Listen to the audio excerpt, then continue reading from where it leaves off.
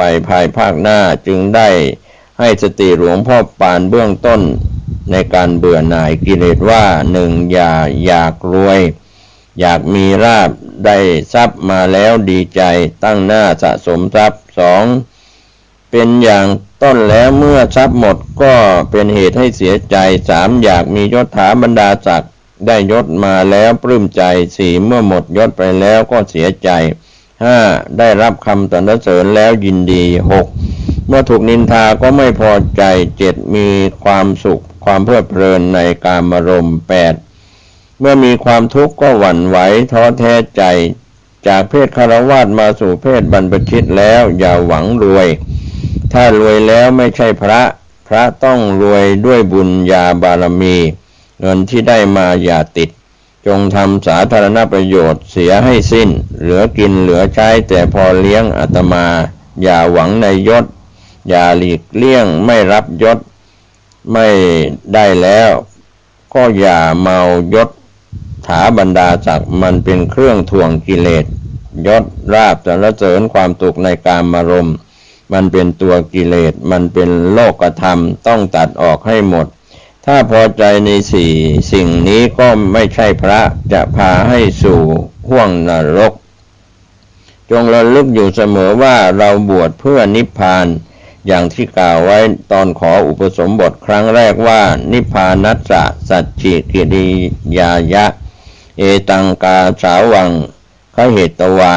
หมายความว่าในส่วนเราขอรับผ้ากาสาวพัสเพื่อทำให้แจ้งซึ่งพระนิพพานจากนั้นหลวงพ่อสุนก็สั่งให้ท่องสวดมนต์ตลอดจนคาถาธาตุทั้งสี่นามพัทธะให้ว่าถอยหลังแล้วเป่าให้กุญแจหลุดถ้าเจ้าเป่าหลุดแล้วบอกพ่อจะให้วิชาต่างๆให้หมดไม่ปิดบังนี่คือการฝึกสมาธิจิตของที่หลวงพ่อสุนสอนหลวงพ่อปานทางอ้อมถ้าจิตไม่มีสมาธิแล้วอย่าหวังเลยด้วยคาถาเพียง4 ตัวจะดีกว่าลูกกุญแจได้หลวงพ่อปานท่านก็มีความอดทนหมั่นฝึกเป่ากุญแจนานเป็นเดือนเป่าเท่าไหร่ก็ไม่หลุดมาหลุดเอาตอนที่ท่านทำใจสบายเป็นสมาธินึกถึงคาถาเป่ากุญแจได้จึงลุกขึ้นมาเป่ากุญแจคราวนี้กุญแจหลุดหมดทดลองกับลูกอื่นๆก็หลุดเพิ่มกุญแจขึ้นเรื่อยๆจนถึง40 ดอกแขวนไว้บนราวก็หลุดหมดแล้วจึงทดลองให้หลวงพ่อสุนดูจนพอใจหลังจากนั้นหลวงพ่อสุนก็สอนวิปัสสนาให้แก่หลวงพ่อปานตั้งแต่ชั้นต้นจนถึงที่สุดด้วยความเมตตาของหลวงพ่อปานในตอนท้ายว่าเมื่อมีฤทธิ์แล้วอย่าแสดงให้คนอื่นเขาเห็นเป็นการอวดดีจะเป็นโทษตามที่พระพุทธองค์ทรงห้ามไว้จบจากวิปัสสนาแล้วหลวงพ่อสุนยังได้ถ่ายทอดวิชาแพทย์แผนโบราณให้ซึ่งหลวงพ่อปานก็ได้อาศัยใช้ช่วยชีวิตผู้ได้รับทุกข์ทรมานให้หายมามากต่อมากจนท่านได้ชื่อว่าเป็นพระหมอหลวงพ่อสุนสอนว่าการเป็นหมอนั้นบังคับไม่ให้คนไม่ตายไม่ได้หมอเป็นเพียงช่วยระงับทุกขเวทนาเท่านั้นจากนั้นหลวงพ่อสุนก็ถ่ายทอดกฐินต่างๆให้หลวงพ่อปานจนกระทั่งสิ้นความรู้องค์อาจารย์ของหลวงพ่อปาน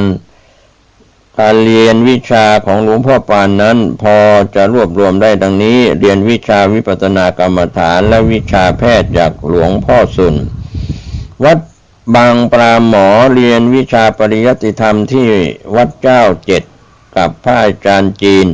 โดยเหตุที่หลวงพ่อสุนท่านได้ถ่ายทอดวิชาต่างๆให้จนหมดสิ้นแล้วท่านจึงแนะนำให้ไปเรียนปริยัติธรรมที่วัดเจ้า7กับพระอาจารย์จีนจากปากคำของชาวบ้านแถบวัดเจ้า7และผู้ที่เคยไปเรียนกับพระอาจารย์จีนได้ให้ปากคำตรงกันว่าพระอาจารย์จีนเป็นคนโมโหร้ายเวลาโมโหแล้วยังไม่อยู่ปากว่ามือถึงเวลาสอนใครถ้าลูกศิษย์ทำไม่ถูกต้องตามใจที่สอนไปแล้วกลัว จะไปทำร้ายลูกศิษย์เข้าท่านจึงได้สร้างกรงใหญ่ขึ้นสำหรับขังตัวท่านเองเวลาสอนหนังสือโดยให้ลูกศิษย์เป็นคนใส่กุญแจขังแล้วเก็บกุญแจไว้เวลาสอนหนังสือลูกศิษย์คนใดไม่ตั้งใจเรียนหรือตอบคำถามไม่ถูกต้องทำให้อาจารย์จีนท่านก็จะโมโหโกรธาเอามือจับลูกกรงเหล็กเขย่าจนลูกศิษย์ที่เรียนตกใจขวัญหนีดีฟอร์มแต่พอท่านคลายโทสะลงแล้วท่านก็จะกลายเป็นพระอาจารย์จีนรูปเดิมหลวงพ่อปานท่านมีความมานะพยายามเป็นที่ตั้งท่านต้องพายเรือมาเรียนหนังสือที่วัดเจ้าเจ็ดทุกวันเวลาพายเรือไปเรียนท่านก็จะท่องพระปาติโมกข์และบทเรียนที่อาจารย์สอนจนขึ้นใจพอเวลาเรียนอาจารย์ถามอะไรก็ตอบได้ถูกต้องเป็นที่พอใจแก่พระอาจารย์ยิ่งในที่สุดพระอาจารย์จีนก็สิ้นความรู้ที่จะสอนให้ท่านจึงหยุดเรียนและเตรียมตัวสำหรับที่จะหาสำนักเรียนใหม่หลวงพ่อปั้นวัดพิกุลโสกันตามคำบอกเล่าของพระภิกษุเลี่ยมเล่าว่าหลวงพ่อปานได้เรียนรู้วิชามาหลายอย่างเคยพิมพ์คาถาออกแจกด้วยเมื่อเห็นว่าพระอาจารย์จีนไม่มีความรู้ที่จะสอนได้อีกต่อไปท่านจึงคิดเข้ามาเรียนที่กรุงเทพเพราะเป็นแหล่งรวมวิชาต่างๆท่านจึงได้ไปเรียนให้โยมมารดาแม่ของท่านได้รับทราบว่าจะขอลาไปศึกษาต่อที่กรุงเทพเพราะว่าที่นี่หาอาจารย์สอนไม่ได้อีกแล้วโยมมารดาแม่ท่านเป็นห่วงว่าท่านเป็นบุตรคนเล็กที่มีอยู่นอกนั้นออกเรือนไปหมดแล้วอีกทั้งไม่มีญาติโยมทางกรุงเทพจึงขอร้องไม่ให้ไปท่านจึงลากลับวัดด้วยความเด็ดเดี่ยวท่านตัดสินใจนำจีวรแพที่โยมมารดาถวายไว้นำไปขายได้เงิน80 บาทแล้วตัดสินใจเข้ากรุงเทพโดยไม่บอกให้โยมมารดารู้จะให้รู้ก็กลัวจะลงเรือไปจนลงเรือไปแล้วจึงเข้าไปกราบนมัสการหลวงปู่คล้ายเจ้าอาวาสวัดบางนมโคสมัยนั้นว่าจะไปเรียนหนังสือที่กรุงเทพหลวงปู่คล้ายจึงแนะนำให้ไปเรียนกับพระอาจารย์เจินสำนักวัดสะเกษโดยมอบเงินช่วยเหลือไปอีกจำนวนหนึ่งเพื่อเป็นทุนในการศึกษาเล่าเรียนตลอดเวลาท่านจำพรรษาอยู่กับพระอาจารย์เจินท่านได้พยายามหาความรู้เพิ่มเติมในด้านคันธธุระและวิปัสสนาธุระตลอดจนพระปริยัติธรรมเพิ่มเติมซึ่งต่อมาเมื่อท่านกลับมาวัดบางนมโคปรากฏว่าท่านเป็นพระธรรมกถึกที่เทศนาได้เพราะจับใจและดึงดูดศรัทธายิ่งนักนอกจากวัดสะเกษแล้วท่านยังได้ไปเรียนเพิ่มเติมที่วัดสังเวชและที่อื่นๆจนมีความรู้ทางด้านแพทย์แผนโบราณแตกฉานอีกด้วย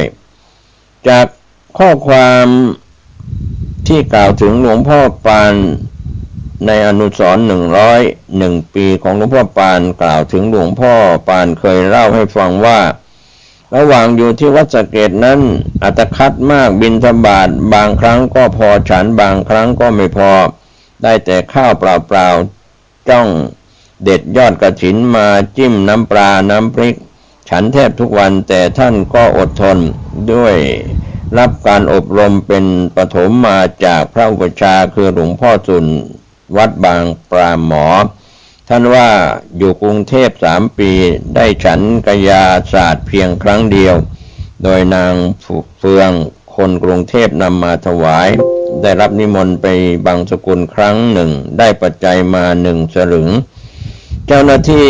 สังฆกาลีก็มาเก็บเอาไปเสียเลยไม่ได้ใช้เงินที่ติดตัวไปท่านก็ใช้จ่ายไปในการศึกษาจนเกือบหมดท่านเหลือไว้1 บาทเอาไว้ใช้เมื่อมีความจำเป็นสุดยอดเท่านั้น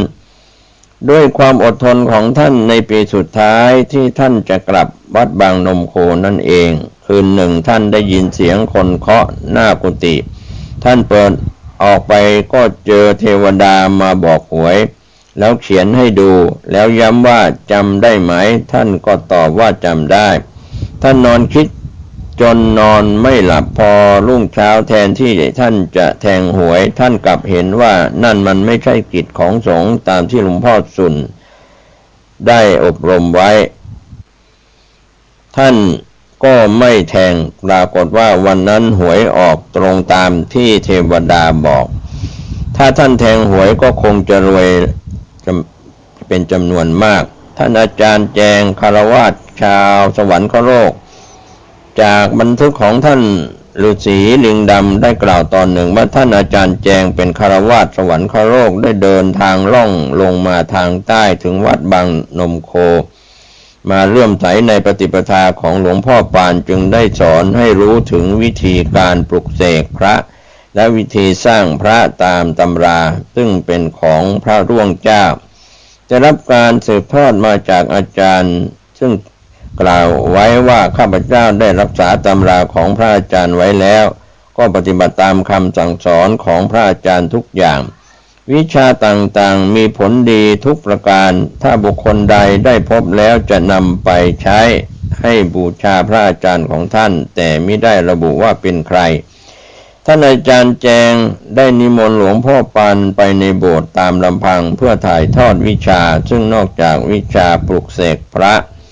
และทำพระแล้วยังได้มหายันเกราะเพชรซึ่งท่านก็ได้ใช้ยันเกราะเพชรนี้สงเคราะห์ผู้คนได้มากมายหลวงพ่อเนียมวัดน้อยอำเภอบางปะมาจังหวัดสุพรรณบุรีก็มีประวัติกล่าวถึงหลวงพ่อปานว่าท่านฤาษีลิงดำกล่าวไว้ว่าหลวงพ่อปานนิยมพระกรรมฐานหมายความว่าสิ่งที่ท่านต้องการที่สุดและปรารถนาที่สุดก็คือพระกรรมฐานเรื่องของพระกรรมฐานนี้เป็นชีวิตจิตใจของหลวงพ่อปานจริงๆท่านเทิดทูนพระกรรมฐานมากทั้งที่ทรงสมาบัติอยู่แล้วความอิ่มความเบื่อความพอใจในพระกรรมฐานของท่านก็ไม่มีท่านก็มีความปรารถนาจะเรียนพระกรรมฐานให้มากดีกว่าสมัยนั้นพระที่มีชื่อเสียงโด่งดังมากเป็นพิเศษเป็นในสมัยนั้นสายอื่นฉันไม่ทราบก็มีแต่หลวงพ่อเนียม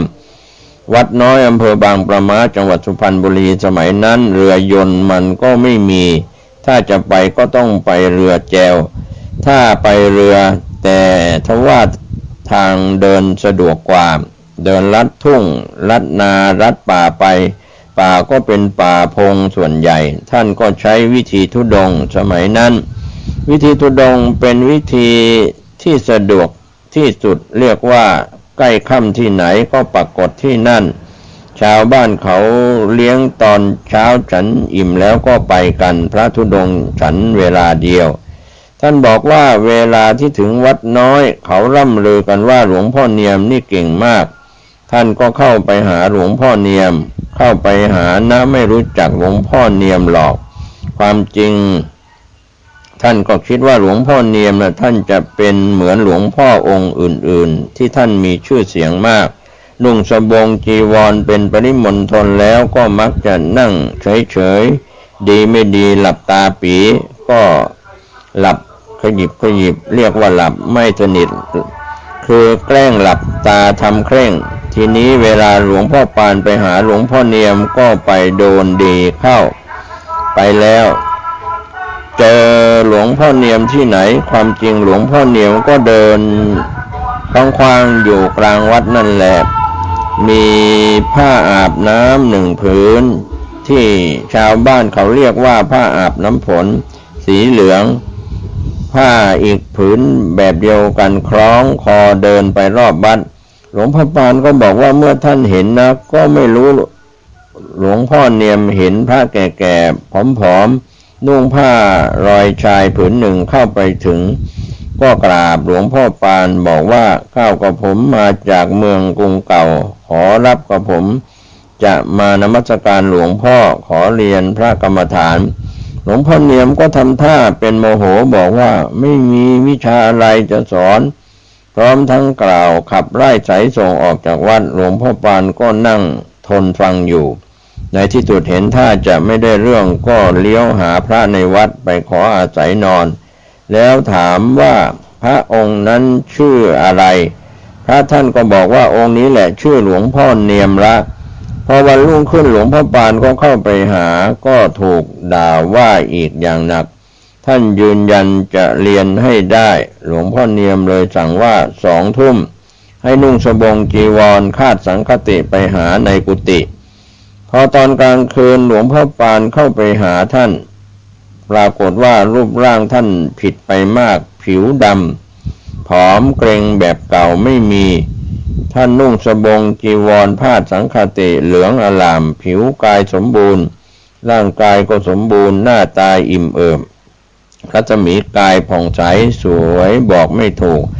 หลวงพ่อปานตรงเข้าไปกราบ3 ครั้งแล้วก็นั่งมองท่านก็นั่งมองยิ้มแล้ว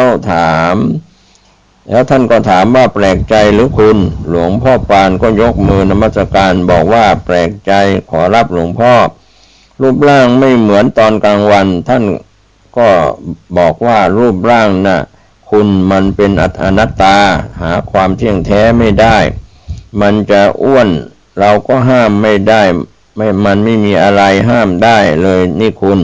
พระพุทธเจ้าท่านกล่าวว่าทุกสิ่งทุกอย่างในโลกล้วนอนิจจังเห็นไหม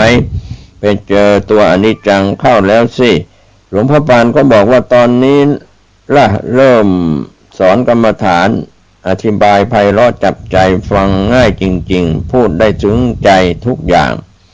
เวลาท่านพูดคล้ายๆว่าจะบรรลุพระอรหันต์เป็นไปพร้อมๆกันท่านสอนได้ดีมากพอสอนเสร็จเรียบร้อยแล้วก็บอกให้ไปพักที่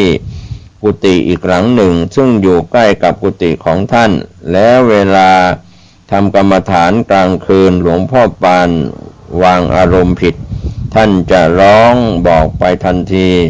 บอกคุณปานเอ๋ยคุณปานนั่นคุณวางอารมณ์ผิดแล้วตั้งอารมณ์เสียใหม่มันถึงจะใช้ได้นี่หลวงพ่อปานบอกว่าท่านมีเจโตปริยญาณแจ่มใสมากท่านเรียนพระกรรมฐานอยู่กับหลวงพ่อเนียม3 เดือนแล้วจึงกลับก่อนหลวงพ่อปานจะกลับหลวงพ่อเนียมก็บอกว่าถ้าข้าตายนะหลวงพ่อหน่งวัดคลองมาดันเขาแทนข้าได้ถ้ามีอะไรสงสัยก็ไปถามหลวงพ่อหน่งวัดคลองมาดันหลวงพ่อปานได้เรียนคาถาพระปัจเจกพุทธเจ้าเมื่อช่วงตอนปลายของชีวิตคาถาพระปัจเจกพุทธเจ้านี้ท่านไปเรียนกับครูพึ่งที่จังหวัดนครศรีธรรมราชตอนนั้นครูพึ่งเป็นฆราวาสอายุ99 ปีเพราะได้ข่าวว่าครูพึ่งเป็นคนพิเศษเวลาขอทานมาขอให้คนละ1 บาทสมัยนั้นเงิน1 บาทมีค่ามากเงิน100 บาท200 บาทสามารถสร้างบ้านได้2 หลังมีครัวได้1 หลังเวลาทำบุญแกจะช่วยรายละ100 บาทไม่ใช่เงินเล็กน้อยเมื่อทราบข่าวหลวงพ่อจึงไปขอเรียนกับแกคาถาปัจเจกพุทธเจ้านี้เรียกว่าคาถาแก้จนท่านได้เรียนมาแล้วก็พิมพ์แจกเป็นธรรมทานแก่สาธุชนนำไปปฏิบัติและมีผลดีจบสืบทอดกันมาจนถึงทุกวันนี้ท่านก็กลับมาตุภูมิหลังจากที่หลวงพ่อปานได้เสร็จสิ้นการเรียนจากกรุงเทพแล้วท่านก็หวนคิดถึงโยมมารดาแม่ที่ท่านจากมาถึง3 ปีจึงเดินทางกลับวัดบางนมโคพร้อมกับความรู้ที่ได้รับมาท่านได้ระลึกถึงว่าการเล่าเรียนของท่านลำบากมากจึงอยากจะจัดสอนหนังสือแก่พระภิกษุสามเณรและบุตรธิดาชาวบางนมโคให้มีความรู้จึงนิมนต์พระภิกษุเกี้ยวที่อยู่สำนักเดียวกับท่านมาด้วยเพื่อจัดสอนหนังสือเมื่อมาถึงแล้วท่านก็นำมากราบนมัสการหลวงปู่คล้ายและได้ไปหาโยมมารดาแม่ให้ได้ชมบุญอุปนิสัยและปฏิปทาของหลวงพ่อปานจากปากคำของผู้ทราบเคยอยู่ใกล้ชิดกับท่านและเรื่องเล่าสืบต่อกันมาพอจะอนุมานจากบันทึกของหลวงพ่อฤาษีลิงดำบันทึกกล่าวไว้ว่าหลวงพ่อปานท่านมีลักษณะของชายชาตรีที่มีผิวพรรณขาวละเอียดลักษณะสมส่วนเสียงดังกังวานไพเราะมีใบหน้ายิ้มแย้มแจ่มใสชวนให้ศรัทธา ภาษาทะเลื่อมใสเป็นอย่างยิ่งดวงตาบ่งบอกถึงความเมตตาปราณีในสัตว์โลกทั้งหลายต้อนรับผู้คนที่มาหาไม่เลือกเศรษฐีผู้ดีไพร่ใครไปก็ไต่ถามว่ากันว่าถ้าหลวงพ่อพูดจากับผู้ใดแล้วนั้นมักจะจับจิตจับใจที่ใจชั่วมัวเมามาก็กลับตัวแม้แต่ผู้นับถือคริสต์ศาสนาก็ยังหันมานับถือพุทธศาสนาตลอดเวลาท่านจะไม่แสดงท่าทีว่าเหน็ดเหนื่อยหรือทำให้ผู้ที่มาเสื่อมศรัทธาวันหนึ่งจะมีคนมาหาท่านเพื่อขอความช่วยเหลือนับเป็นจำนวนร้อยคนไหนจะให้รดน้ำมนต์ไหนจะต้องพ่นไหนจะขอยาไหนจะมาปรึกษาถึงเรื่องเดือดเนื้อร้อนใจบางคนก็เรียกว่าหลวงพ่อบางคนก็เรียกว่าหลวงปู่บ้างเป็นเราท่านน่ากลัวจะนั่งไม่ทนเพราะตั้งแต่เพลจนกระทั่งถึงเวลา 4-5 ทุ่มนั่นแหละท่านจึงจะพักผ่อนและเป็นอย่างนี้อยู่ประจำทุกวันจนกระทั่งท่านมรณภาพท่านไม่ยินดียินร้ายในทางโลกธรรมแต่ประการใดคงปฏิบัติธรรมเหมือนพระแก่ๆรูปหนึ่งที่ไม่ต้องการยศบรรดาศักดิ์หรือชื่อเสียงดีเด่นแต่อย่างใดท่านคงหวังแต่ทำหน้าที่ให้ความสุขสบายแก่พระสงฆ์และชาวบ้านทั่วไปตามกำลังความสามารถเท่านั้นหลวงพ่อปานโสนันโทท่านมรณภาพ26 กรกฎาคมพุทธศักราช 2481 สิริอายุ 63 ปีพรรษา 43คำสอนสุดท้ายของหลวงพ่อปานท่านบอกว่าลูกทุกคนเมื่อพ่อตายไปแล้วจงอย่าทิ้งกรรมฐานที่พ่อให้ไว้เป็นกรรมฐานขององค์สมเด็จพระสัมมาสัมพุทธเจ้าอย่าถือว่าเป็นของพ่อต้องถือว่าเป็นของพระพุทธเจ้าคฤหัสถ์ทุกคนอย่าทิ้งคาถาพระปัจเจกพุทธเจ้านะคาถาเงินล้านแล้วจะเอาตัวรอดได้แต่ถ้าใครไม่ปฏิบัติจะเอาตัวไม่รอดแล้วจะมาโทษพ่อไม่ได้เพราะสมบัติส่วนใหญ่พ่อให้ไว้หมดแล้วคือมนุษย์สมบัติ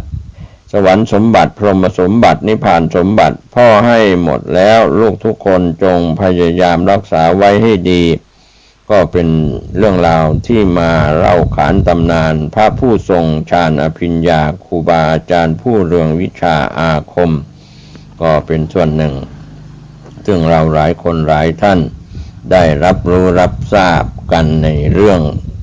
ประวัติของหลวงพ่อปานวัดบางนมโค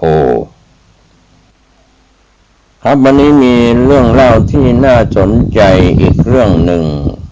ที่หลายท่านเป็นปราชญ์บัณฑิตควรจะได้ศึกษาและทำความเข้าใจความศักดิ์สิทธิ์ภายในพิธีมังคลาภิเษกเหรียญสมเด็จพระเจ้าตากสินมหาราชรุ่นมหาเศรษฐีและพระผงของขวัญสมเด็จพระเจ้าตากสินมหาราชณวัดอรุณราชวรารามกรุงเทพงานพิธีมังคลาภิเษกเหรียญสมเด็จพระเจ้าตากสินมหาราชรุ่นมหาเศรษฐีและพระผงของขวัญสมเด็จพระเจ้าตากสินมหาราชรุ่นมหาเศรษฐีเนื่องในวาระครบรอบ255 ปีกรุงธนบุรี